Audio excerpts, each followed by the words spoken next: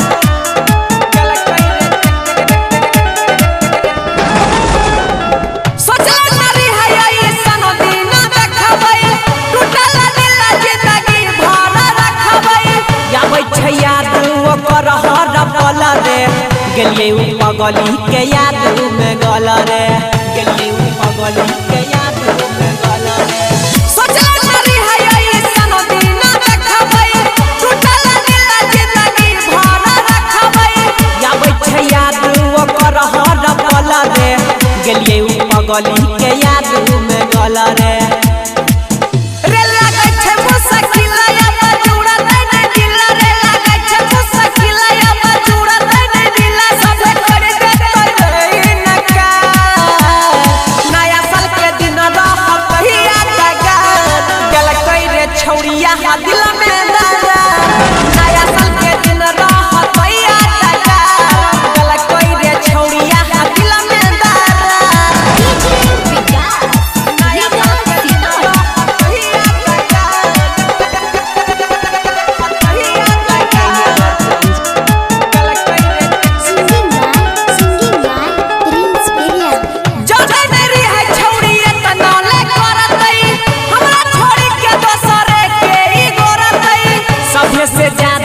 प्यारा रे कब किए कह देला कई बेकार रे कब किए कह देला कई बेकार रे जजे मेरी है छौड़ी एतना ले करतई हमरा छोड़ी के दोसरे के ई गोरतई सबसे से ज्यादा करई भी है प्यारा रे कब किए कह देला कई बेकार रे